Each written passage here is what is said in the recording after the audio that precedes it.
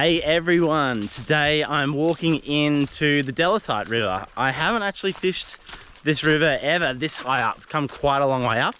So I don't know what I'm gonna find when I get down the end of this trail.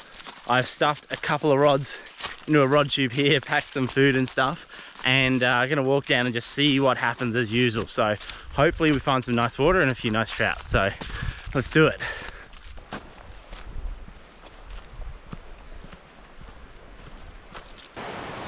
Okay, turned up at the river, and as you can see here,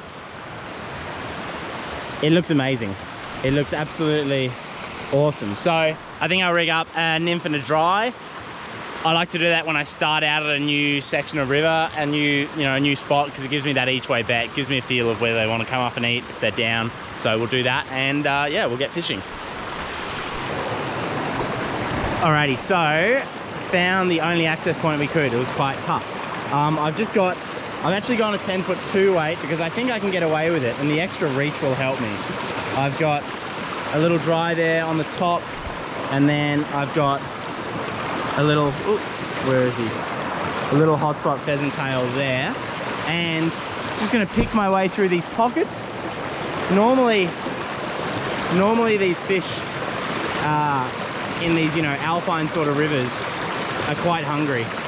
So, a few casts in each spot, I should be able to punch through pretty quickly and catch them. And anytime you find a bit of depth like this here, that's absolute money. So I'm really expecting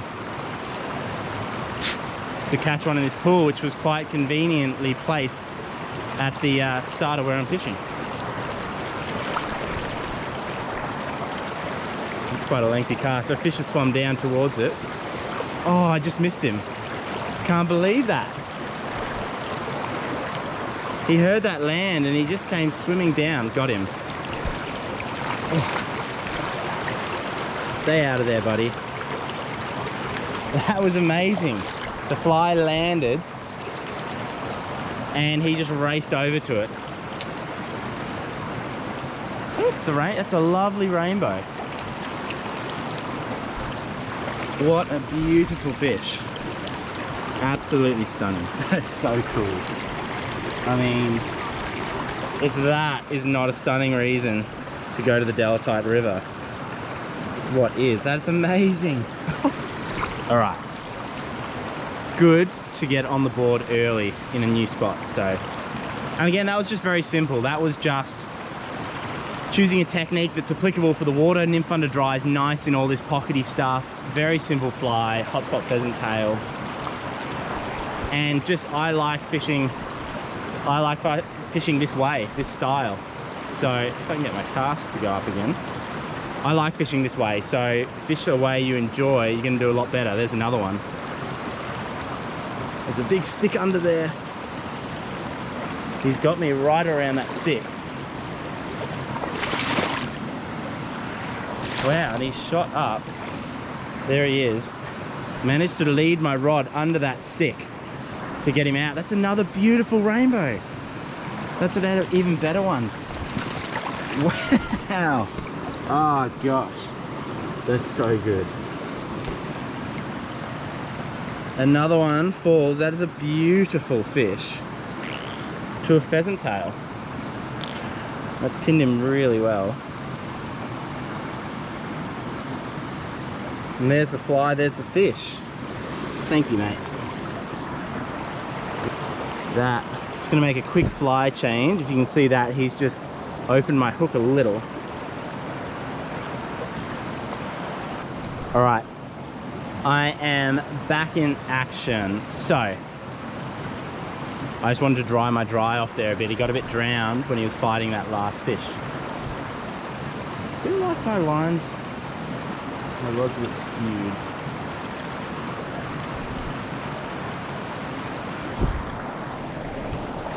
All right. I'm just hitting that seam again just because it's the, the obvious spot. Could be, there's a big stick there. I imagine there's a lot of fallen stuff in this river. So I always like to make the easy cast first. There's no point trying to be too tricky. I mean, there's one. Oh, he just swam over and smashed that. And that's why, make it easy for yourself. If they want to move to eat the fly, they will like that. That's ridiculous. Be interesting to see if the whole river's like this or if it's just because this is the pool and there's a few fish just sitting in it.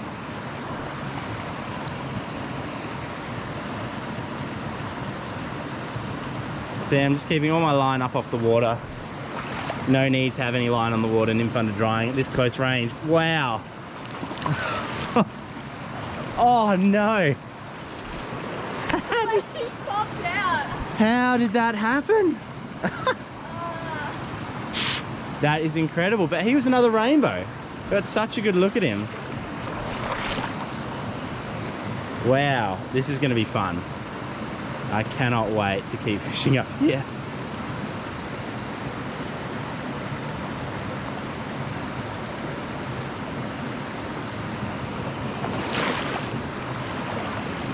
See if there's one in that seam there.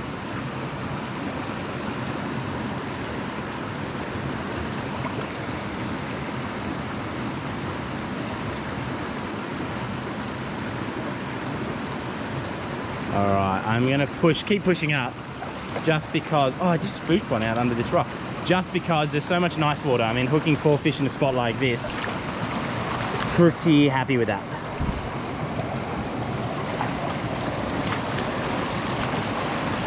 There should be a nice one up in here. Oh, I can actually see one. There's one.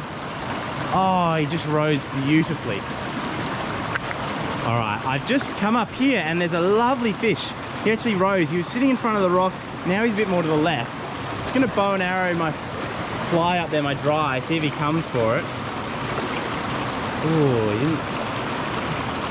I wonder where he's gone. There he is. He's back on his spot. There he is. He came a long way as I dodged the trees to get him out to eat that. I didn't really get the cast in the right spot for him to eat the dry, which was a shame. But he's another lovely rainbow. That's a big, solid fish.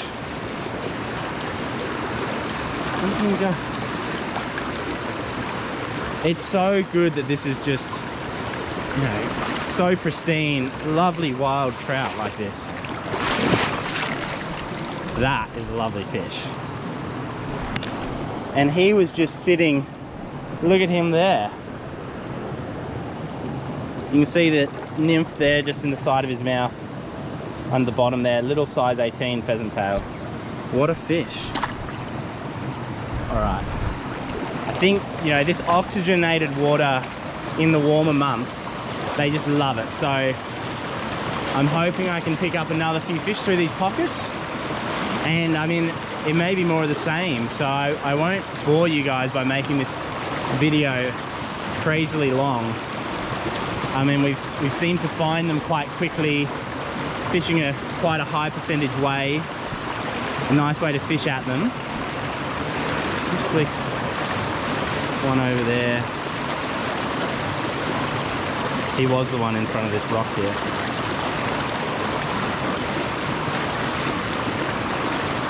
We'll keep pushing on. We'll just try and find another couple of beautiful deep pockets like this one, and we should find a few more fish. On my way up though, I can't resist chucking a few terrible casts. Can't resist chucking a few up there. But when you're on these rivers like this, the hot spots are quite obvious generally. You can generally read it quite well. They like the soft water around that bubbly oxygenated water, and you know, they're normally there. So got him. That was an amazing take. He just ate the dry. Don't mind me. I see what's happened. I actually, that fish, he was in that little bubbly pocket there. I just thought I'd flick one on the way through. He ate the dry and he actually came off and then he hooked himself with the nymph. So, but he's okay. Another lovely fish. We'll push up. But hopefully that last fish there shows you how to read it. This was all white, this was all turbulent. That was the beautiful soft pocket amongst it all. So I thought I'll flick one through there on my way through, and that's where he was. And that's so often how it goes. Like the good water, wherever you go in the world, the good water is the good water. Like you can fish marginal stuff and try and make it good, and you catch a few fish out of it, but you know, the good water is the good water, and that's where the fish normally are. So just dry this dry off. That's the little split wing there they've been eating, the ones that have eaten the dry.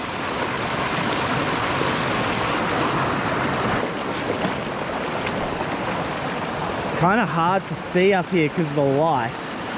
It's a bit skinny. Again, I'll just throw a couple of easy casts around in case there's a particularly aggressive one. I can't really see anything. Hook myself there on the bow and arrow. Can't really see what's going on. I think I'll push through because I can see some lovely soft water up here and just above, and then there may be one over here, of course. But you know, you can spend a lot of time fishing through this stuff, and there are absolutely fish there. But I'll try and keep this short, and just, you know, to maximize your chances, if you've got so much water like you do in front of me here, fish the really nice stuff. Come on, let's just nudge him down. Oh, one followed that and just didn't quite eat it. Or he ate it and I didn't know about it. There's the problem with nymph below dry. Got him. Oh, I hit him really hard. Hit him really hard and the hook pulled. I was trying to be so careful not to actually miss him then. That's very, very annoying. But, I mean, at least it goes to show. Maybe there's another. There he is. There was another in there, just had to be patient. There's another little rainbow, which is a beautiful fish. And the flies popped out. How lovely is that? There he goes. I gotta say, I did not, you know, I've heard about, I fished the Halkwa, very good river. Haven't ever spent much time on the Delatite. I fished it low down before, but this section here is exceptional. Let's make that cast, get it to drift through that crack. Okay, let's push up through here.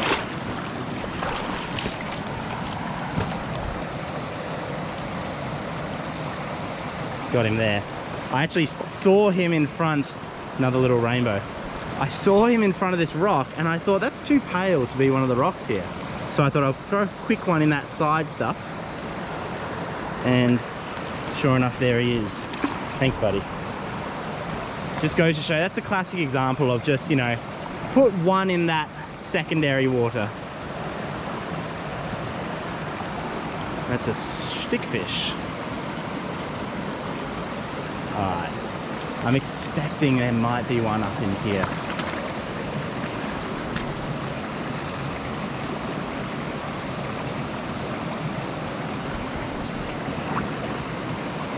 That current's a little bit slidey and there's a lot of upwelling just there. Oh, there's a fish under my dry. Oh. How do I get that presentation better to him? It's very hard to get a good drift when there's so much upwelling here. The small one came out and had a look.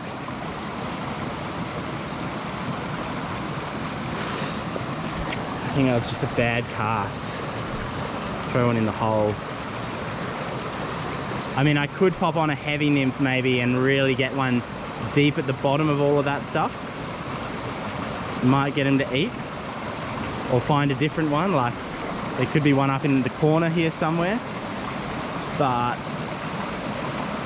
see if I can get that to suck in. Oh. actually saw one up there. Trying to just animate my fly around there a little bit. Alright, I'll leave that. There is. There's a nice hole just above this log jam, a nice run up here. We might, oh, I've got to actually throw a cast in there. It's too good to ignore. You get, when the fishing's good, you get a kind of hunger and you think, oh, well, I've got to put one there.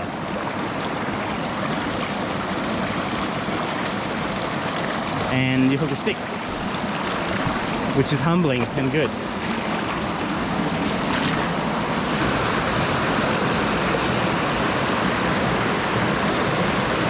I'm just going to upsize this guy just because I think the fish are happy to come up and eat. So, you know, why not, yeah, why not try and upsize? It's not going to affect me catching him on the nymph, so let's give that a go.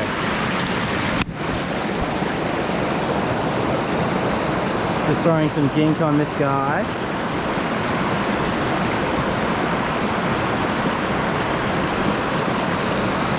Alright, so I think to finish off here, I mean, we did start, you can look past, if I don't slip on this rock, we started down on that rock wall down there. So, haven't fished too much, but you see there's a lot of fish in this river, so I feel like I can take my time and pick them out, so, and it's going to be more of the same. Yeah, so we'll fish this, probably fish that plunge that's too good not to fish just above that, and then we'll wrap it up. But, I gotta say, for, you know, 20 minutes of fishing here, this river is insane. It's incredible. There's another one. He was just in the tail out there. I mean, I can't get over this. That's ridiculous. Come on, mate. That's another beautiful rainbow. Interesting, I don't know whether it's because of the cold or... Come here, buddy. I don't know whether it's because of the cold, but... Don't do that. Don't do that.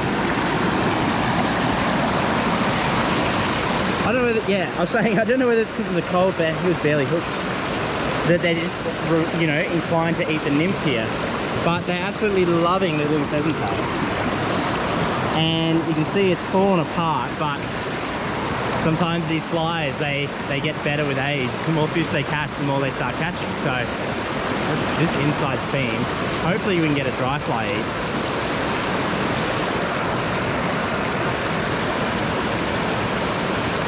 Surely one should come up for that. If there was one in this tail out. I just spooked one actually, another one out of there. I didn't think to make a second cast.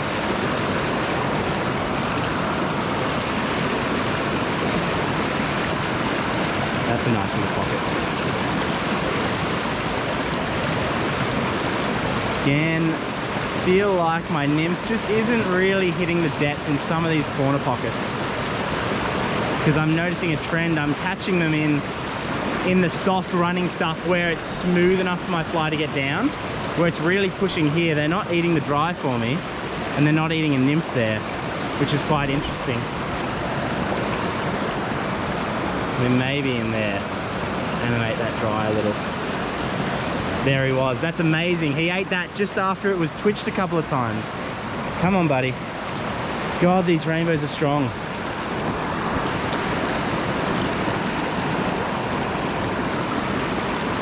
That is running too much line. Come here, buddy. Wow. It's so funny how that happens. Oop, pop the dry out. There he is. Oop.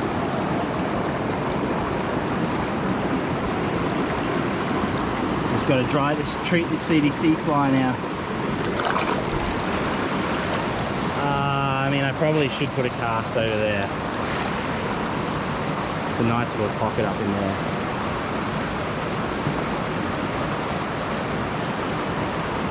Okay.